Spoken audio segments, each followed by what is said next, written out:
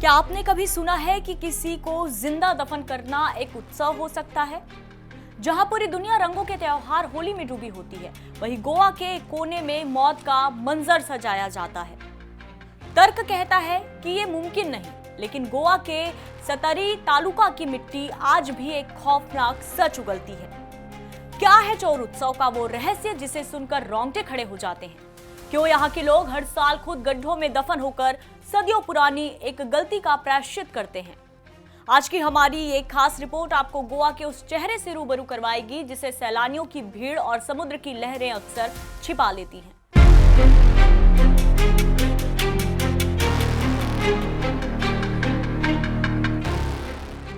नमस्कार, बहुत स्वागत आप सभी का राष्ट्र टीवी पर। मैं हूं आपके साथ पूजा शर्मा। होली रंगों का त्योहार है। पूरे देश भर में यह त्योहार हर्षोल्लास के साथ मनाया जाता है, लेकिन गोवा में इस दौरान सदियों पुरानी एक ऐसी परंपरा निभाई जाती है जो लोगों के रूह को कपा देने वाली है। गोवा के सत्तरी तालुका में स्थित जरमे और करंजोल गांव में जब सन्नाटा गहराता है तब शुरू होता है चोर उत्सव। नाम के बिल्कुल उलट यहाँ ग्रामीण उस पाप का प्रायश्चित करते हैं जो भूल उनके पूर्वजों से हुई।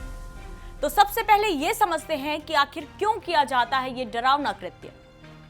इस रहस्य की जड़ें उत्तर भारत की आध्यात्मिक राजधानी काशी से जुड़ी है। लोक मान्यताओं के अनुसार सदियों पहले काशी के एक महान ऋषि पश्चिमी घाट की इन दुर्गम पहाड़ियों में आए थे। उन्होंने धर्म और न्याय की स्थापना के लिए जरमे गांव की नींव रखी।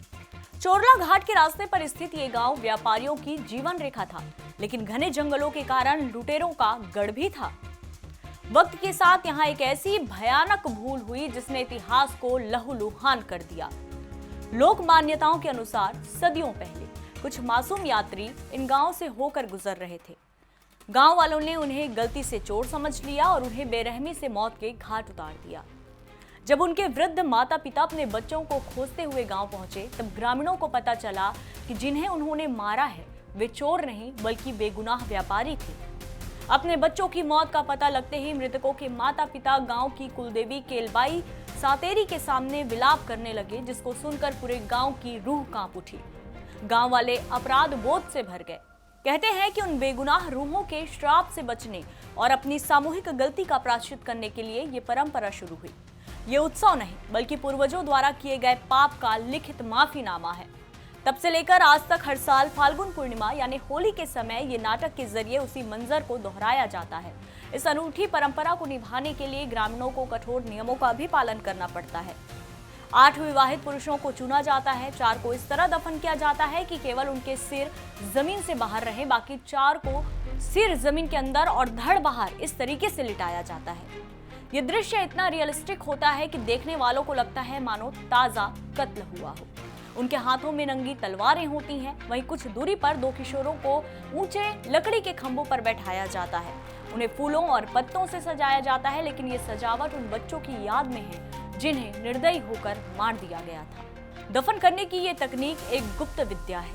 ग्रामीण इसे बाहरी दुनिया से छिपा कर रखते हैं।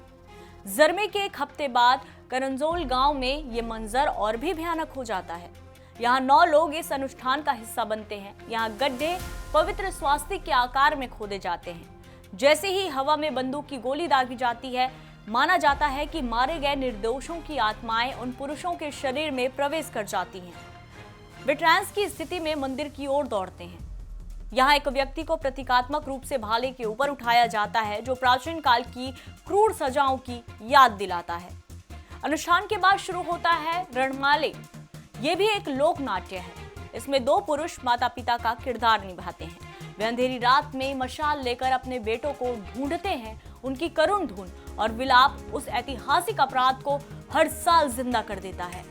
जब वे अंत में अपने बच्चों के शवों को देखते हैं तो पूरे वातावरण में एक भारी अपराध बोध छा जाता है। ये उत्सव केवल दफन होने पर खत्म नहीं होता।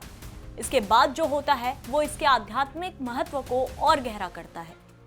सुबह के समय उन पुरुषों की पत्नियों जिन्हें प्रतीकात्मक रूप से मार दिया गया था, उनके सती होने के दृश्य को पुरुष ही निभाते हैं।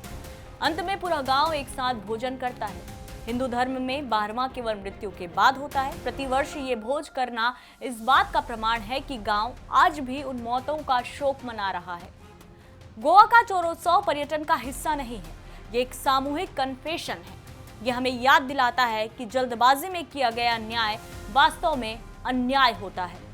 जरमे और करंजोल के लोग मानते हैं कि अगर उन्होंने ये अनुष्ठान बंद किया तो उन निर्दोषों का श्राप पूरे गांव को भस्म कर देगा।